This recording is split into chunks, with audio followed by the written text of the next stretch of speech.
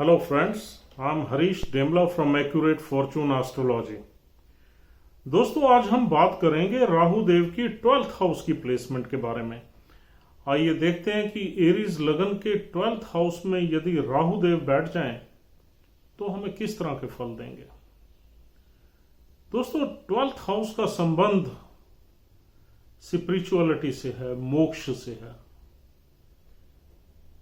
Expense से है, loss से है, एक डिटैचमेंट से है, अलूफनेस से है, सॉलिट्यूड से है, अकेलेपन से है। और 12th हाउस का संबंध उन सभी जगहों से है जो बहुत ही अकेली हैं। 12th हाउस का संबंध हॉस्पिटल से है, आश्रम से है, एजाइलम से है एंड जेल से है।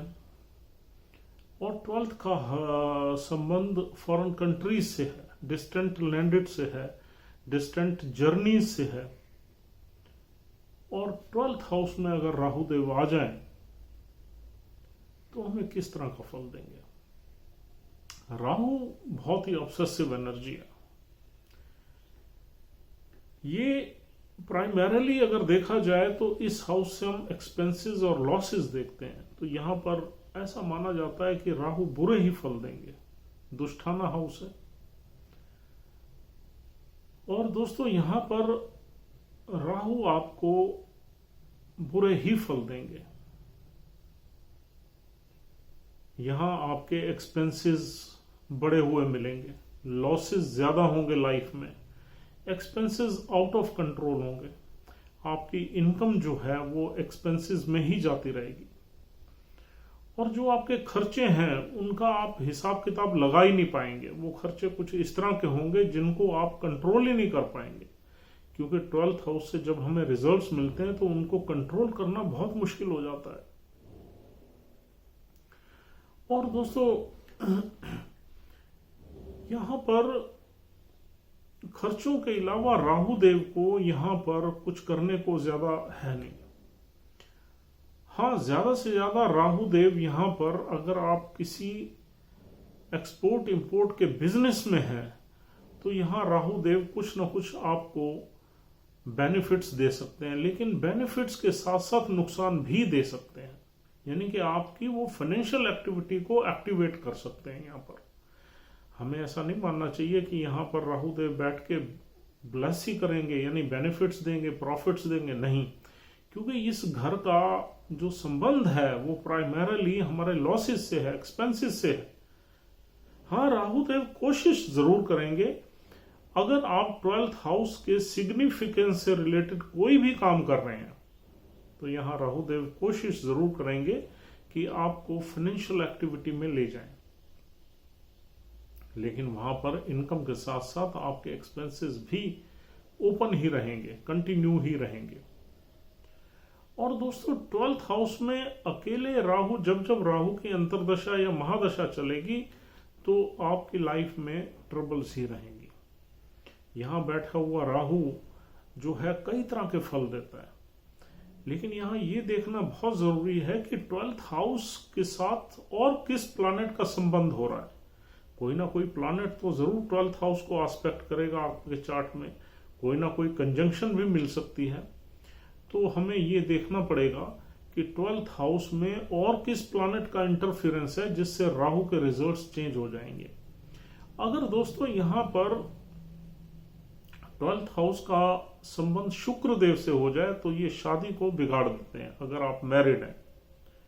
और अगर आप अनमैरिड हैं तो यहां पर काफी आप सेक्स एंड सेंसुअलिटी में रहते हैं, सीक्रेट अफेयर्स में रहते हैं, रिलेशनशिप्स में रहते हैं, क्योंकि यहां पर वीनस एग्जॉल्ट हो जाता है और वीनस एग्जॉल्टेड वीनस आपको रिलेशनशिप में ही ले जाता है, सेक्स में ले जाता है।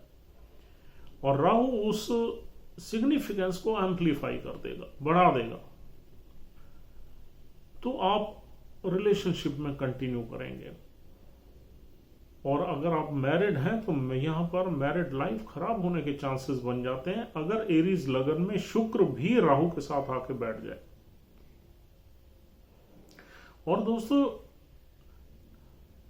यहां पर अगर मून यहां पर बैठ जाए तो आपको फॉरेन कंट्री की सेटलमेंट में हेल्प कर देगा।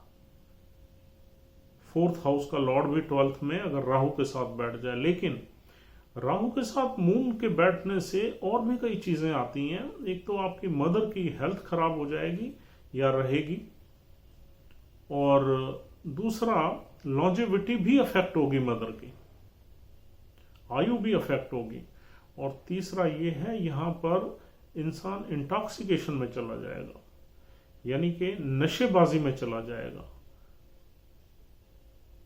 और दोस्तों मून से रिलेटेड हम देखते हैं अपनी इमोशंस, सेंटिमेंट्स, प्लेजर, यहां पर इन चीजों में डिस्टरबेंस हो जाएगी, हमारा मन जो है अशांत रहेगा। 12th हाउस वैसे भी बहुत ही ऐसा घर है जहां पर इंसान लॉस्ट रहता है, और moon is our mind and emotions, हमारी इमोशन डिस्ट्रेस्ड रहेंगी, माइंड लॉस्ट रहेगा अगर चंद्र साथ में बैठ जाए यहां पर। और हमारी जो स्लीप है उसमें भी कहीं ना कहीं डिस्टरबेंस पैदा हो जाएगी, स्लीपलेसनेस रहेगी, कहीं ना कहीं हमारी जो माइंड में कई तरह के फियर्स रह सकते हैं। जो ऊपर की हवा है, घोस्ट है, भूत प्रेत, सब जो चीजें इंसान सोचता है कि यार इसको कुछ हो गया है, इसको ऊपर की हवा का असर है, ये सब 12th हाउस की चीजें ही हैं। तो अगर हमारा माइंड वहां चला जाए तो कुछ न कुछ इस तरह की मिसअंडरस्टैंडिंग्स या इस तरह के वहम भी इंसान को रहते हैं कि मेरे पे किसी ने कुछ कर दिया है, और उसका मन हमेशा जो है लॉस्ट रहता है। और दोस्तों यहां पर अगर सूर्य बैठ जाए राहु के साथ तो एक तो ग्रहण योग बनेगा ही बनेगा, और सूर्य यहां पर बैठ जाए तो आपकी ग्रेजुएशन फॉरेन कंट्री में हो सकती है। अगर गुरु बैठ जाए तो पोस्ट ग्रेजुएशन फॉरेन कंट्री में हो सकती है। बुध बैठ जाए तो भी आपकी नौकरी वगैरह फॉरेन कंट्री में लग सकती है, या बहुत ही दूर किसी जगह लग सकती है, डिफरेंट कल्चर में, डिफरेंट स्टेट में, जहां पर आप अपने लोगों से दूर रहोगे। और दोस्तों यहां पर मंगल के बैठने से भी ये बहुत ही अफ्लिक्ट हो जाएगा हाउस, बहुत बुरे रिजल्ट्स मिलने के योग बनेंगे। यहां पर दोस्तों जेल योग भी बन जाता है। अगर छठा घर भी हमारा बहुत अफ्लिक्टेड है, बहुत प्रॉब्लम है छठे घर में, और फिर 12th हाउस भी अफ्लिक्टेड है, तो इंसान को जेल भी कभी कभी जाना पड़ सकता है। लेकिन हॉस्पिटल जाना तो यहां पर मुमकिन है। 12th हाउस से हम हॉस्पिटलाइजेशन देखते हैं, और 6th हाउस अगर हमारा अफ्लिक्टेड है तो 6th हाउस का कनेक्शन 12th हाउस से होते ही, क्योंकि 6th हाउस में बैठा हुआ प्लैनेट 12th को देखता है, और हमारे हॉस्पिटलाइजेशन या किसी सर्जरी या बीमारी के योग बन जाते हैं। 8th हाउस का संबंध 12th हो जाए तो सर्जरी में हॉस्पिटलाइजेशन का योग बनता है। तो दोस्तों यहां पर कई ऐसे कॉम्बिनेशंस बनते हैं जो खराब ही हैं, जो आपको पीड़ा ही देंगे, कष्ट ही देंगे। यानी कि इंटॉक्सिकेशन या नशे का, या सेक्स का, या एक्सपेंसेस का, या जेल का, या हॉस्पिटल्स का, इस तरह के योग यहां पर ज्यादा बनने का योग रहेगा अगर राहु यहां है तो। और राहु की जिस जिस ग्रह पे दृष्टि पड़ेगी उस ग्रह को परेशान करेगा। यानी कि राहु की जैसे 4th हाउस पे या 5th एस्पेक्ट पड़ेगी तो 4th हाउस से रिलेटेड हमें प्रॉब्लम्स रहेंगी, because Rahu is not comfortable in 12th house, क्योंकि 12th हाउस में उसको कुछ करने के लिए नहीं है। हाँ, अगर आप कहीं फॉरेन लैंड में सेटल हो जाते हैं तो यहां पर Rahu becomes very much content and happy, और आपको अच्छे फल भी देता है, बिकॉज अब आप उस जियोग्राफिकल एरिया में आ गए जो राहु के कब्जे में है। अगर आपका जन्म इंडिया में हुआ है और आप किसी दूसरे कंट्री में चले गए तो यूं समझ लीजिए कि राहु आपको दूसरी जगह ले गया सेटल करने के लिए, तो वहां वो आपको ठीक फल देगा, इतने बुरे फल नहीं देगा। और अगर आपके चार्ट में प्लानेटरी पोजीशन भी अच्छी है तो वहां आप बड़े अच्छे सेटल हो सकते हैं। हाँ, 12th हाउस में राहु की हमेशा ये एफर्ट रहती है कि मैं इंसान को बाहर ले आऊं, बाहर सेटल कर दूं, उसे अपनी जगह से, अपने नेटिव प्लेस से डिटैच कर दूं, because this is a house of detachment also. यहाँ पर बैठा हुआ राहु फोर्थ हाउस को जब देखता है तो फोर्थ हाउस यानी कि आपके नेटिव प्लेस से आपको डिटैच करके कहीं बाहर ले जाने के लिए एफर्ट्स मारता रहता है, और जब उसकी दशा अंतरदशा आती है तो वो बहुत पावरफुल हो जाता है और वो ये कर भी देता है। अगर एक आध और योग आपके चार्ट में इस तरह का बना हुआ हो तो ये पॉसिबल भी हो जाता है। और फोर्थ हाउस पे जब राहु अपनी दृष्टि डालेगा, फिफ्थ एस्पेक्ट डालेगा, तो आपको कहीं ना कहीं मेंटल रेस्टलेसनेस देगा, मेंटल पीस में डिस्टरबेंस देगा, आपको कहीं ना कहीं अपनी जो माँ के घर का सुख है उसमें कहीं ना कहीं विघन डालेगा, उसमें डेफिशिएंसी क्रिएट करेगा, आपको अपने घर का सुख यानी कि हैप्पीनेस वो नहीं लेने देगा, और आपको अपने घर में भी नहीं रहने देगा, कहीं बाहर ले जाएगा, मूव कर देगा अपने घर से, और मदर की न्यूरिशमेंट में भी यहाँ अफेक्ट रहेगा आपका, और यहाँ पर आप अपना घर बनाने में भी आपको टाइम लग जाएगा, थोड़ी ऑब्स्टेकल्स भी रहेंगी। तो इस तरीके के यहाँ पर फल देगा। और राहु की 7th एस्पेक्ट पड़ेगी आपके छठे घर पे। छठे घर में केतु बैठा हुआ है, छठे घर में केतु का ही होल्ड है, और छठे घर से हम जो है केतु के ही रिजल्ट्स यहाँ बता सकते हैं, अदरवाइज हम राहु का यहाँ पर कुछ नहीं चलेगा छठे घर में। और फिर 9th एस्पेक्ट या राहु की अगर हम देखें तो 8वें घर पे पड़ेगी, और 8वां घर क्या है, दुष्टाना हाउस है, 8वां घर भी एक्टिवेट हो जाएगा। तो जो 12वें घर से फल देगा उसमें 8वें घर की भी एक्टिवेशन चलेगी, और यहाँ के भी बुरे रिजल्ट्स आपको मिलेंगे, यानी कि आपकी लाइफ में कुछ ना कुछ सडन इवेंट्स होती रहेंगी, कुछ ना कुछ सरप्राइजेस आपको मिलते रहेंगे, कुछ ना कुछ नेगेटिव चीज़ें चलने लगेंगी, कोई बीमारी वगैरह भी लंबी चल सकती है आपकी लाइफ में। और 8वें घर में हम देखते हैं काफ़ी ये डीप है, मिस्टीरियस घर है, तो आप कहीं ना कहीं मिस्टीरियस रहोगे, आपके दिमाग में बहुत उधेड़ बुन रहेगी, और आपकी बातें जो है वो किसी को समझ में नहीं आएगी, आप क्या बातें करते हो, आप हवा में ही बातें करोगे, आपकी बातों को समझना या उसमें कोई प्रैक्टिकल टच वगैरह नहीं होगा। और 8th हाउस से हम जो है कहीं ना कहीं ऑकल्ट देखते हैं, कहीं ना कहीं छुपी हुई विद्याएं देखते हैं, और 12th हाउस भी बड़ा सीक्रेट है, तो 8th हाउस से भी हम कहीं ना कहीं रिलेशनशिप्स देखते हैं छुपी हुई, 12th हाउस भी उसी तरह का है। तो यहाँ पर अगर 8th हाउस आपका एफ्लिक्टेड है, यहाँ पर भी अगर कोई शुक्र जैसा प्लैनेट पड़ा हुआ है तो भी आपको इन चीज़ों में ले जाएगा, बुरी चीज़ों में ले जाएगा। और 8th हाउस में इसका पूरा 9th इम्पैक्ट पूरा रहेगा, और इस हाउस को ये एक्टिवेटेड रखेगा, और आपकी लाइफ में प्रॉब्लम्स को एक्यूमुलेट करता ही रहेगा। लेकिन दोस्तों एक चीज़ हम आपको बता दें कि जितने भी फल होते हैं वो हमारी दशाओं के हिसाब से ही मिलते हैं। जो राहु की दशा अगर महादशा आपकी लाइफ में आ गई इस प्लेसमेंट में, तो आपको बुरे ही रिजल्ट्स मिलने की उम्मीद है। अगर राहु की महादशा में जब अंतरदशाएं दूसरे प्लैनेट्स की आएंगी तो दूसरे अच्छे भी फल मिलते हैं। ऐसा नहीं है कि राहु की महादशा अगर 18 साल की आपकी लाइफ में आई है तो 18 साल आप ट्रबल्स में ही रहोगे, ऐसा नहीं होता।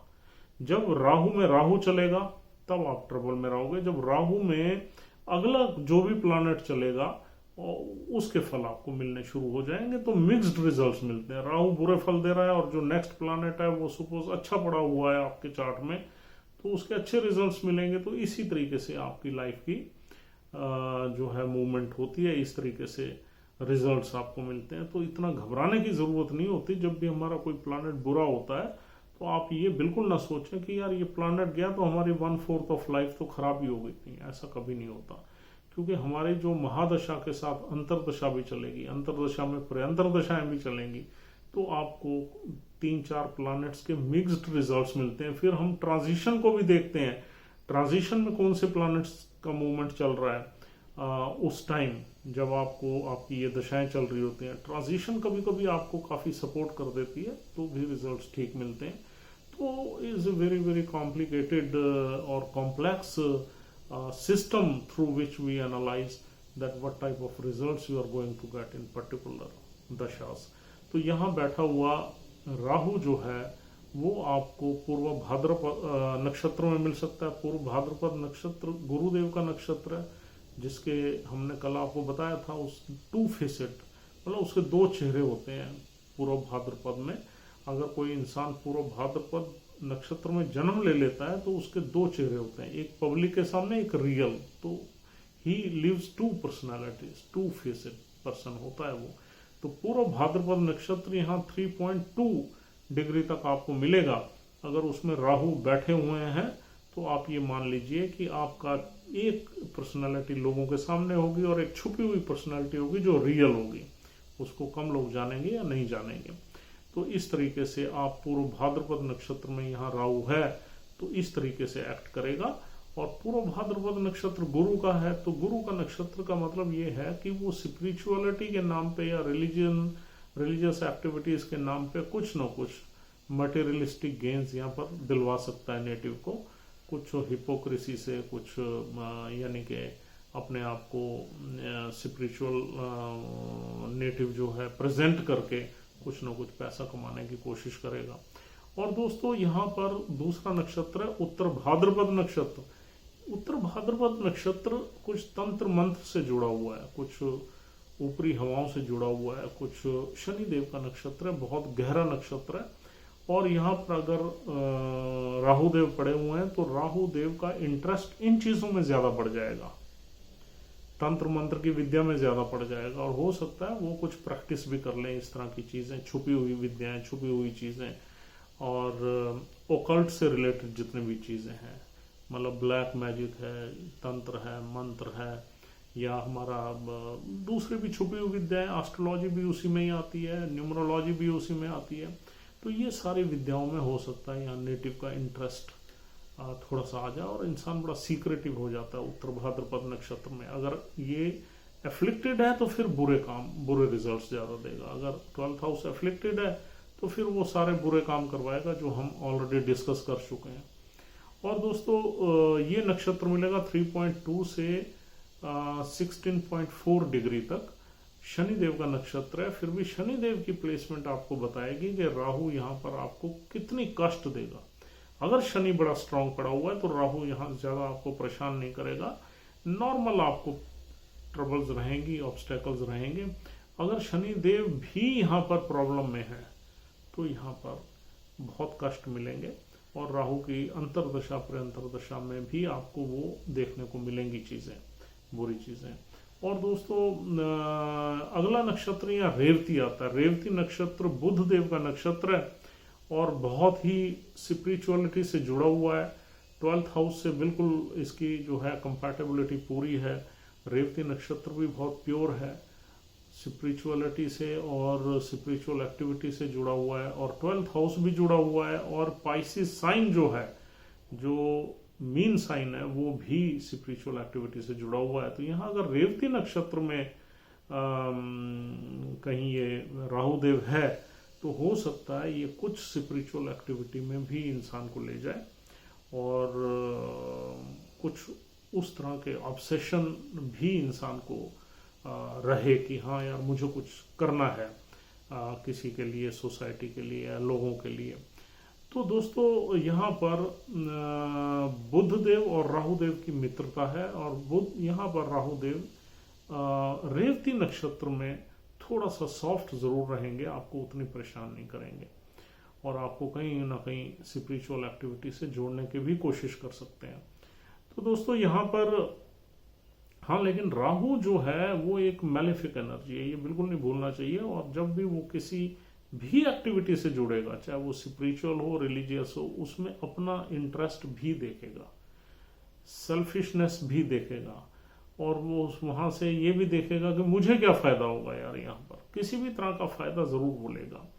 तो दोस्तों ये जो है प्लेसमेंट, अगर हम इसको कंक्लूड करें तो ये बैड प्लेसमेंट ही है। रेवती नक्षत्र यहाँ आपको 30 डिग्री तक मिलेगा, 16.4 से 30 डिग्री तक। और दोस्तों यहाँ पर हमें ये देखना पड़ेगा कि 12th हाउस में एफ्लिक्शन कितना है। अगर सीरियस एफ्लिक्शन है तो रिजल्ट्स खराब मिलेंगे। अगर फिर भी यहाँ पर नक्षत्र के लॉर्ड अच्छे बैठे हुए हैं, जिसमें राहु नक्षत्र जिस नक्षत्र में बैठा हुआ है उसका लॉर्ड कहीं वेल प्लेस्ड है आपके चार्ट में, तो आपको तकलीफ कम होगी, ट्रबल्स या ऑब्स्टेकल्स या ऑब्स्ट्रक्शंस आपके कैरियर में या लाइफ में कम मिलेंगे। तो दोस्तों ये थी छोटी सी डिस्कशन राहु के 12th हाउस की प्लेसमेंट के बारे में। अगर हम इसको ओवरऑल रिव्यू करें तो ये बैड प्लेसमेंट है, is not a good placement. तो दोस्तों this is all for the day. उम्मीद करता हूँ ये वीडियो आपको पसंद आई है। अगर आप हमारी वीडियोस को देख रहे हैं तो हमारा चैनल सब्सक्राइब करना ना भूलें, that is very important for us. And friends, this was the last placement of Rahu in Aries लगना। और कल हम नई यानी कि केतु की सीरीज स्टार्ट करने जा रहे हैं। बहुत इंटरेस्टिंग सीरीज है। Ketu is all together different planet, और केतु बहुत ही मिस्टीरियस है, बहुत ही डिफरेंट है, एंड एक यूनिक प्लानेट है। और केतु एक ऐसा प्लानेट है जो जब भी हमारी लाइफ में उसकी दशा अंतरदशा चलती है तो हमें एकदम फील होता है, यानी कि उसकी शुरू होने पे एकदम पहले दिन से ही हमें फील हो जाता है कि यार ये क्या हो रहा है, ये क्या हो गया हमारी लाइफ में। अचानक की कुछ चीज़ें जो है कंट्राडिक्ट हो गई हैं और उल्टी चलने लगी। तो Ketu is very very influencing planet, influential है, पावरफुल है, अपने रिजल्ट्स देने में माहिर है, और इंसान को बिल्कुल अंदर तक पता लग जाता है कि यार मेरा बुरा टाइम आ गया। तो हम कल से केतु की सीरीज चलाएंगे एरीज लगना में। Please don't forget to watch each and every placement of Ketu. That is very very interesting and very very important for you. So friends, thank you very much for watching this video. We'll see you tomorrow. Thanks a lot.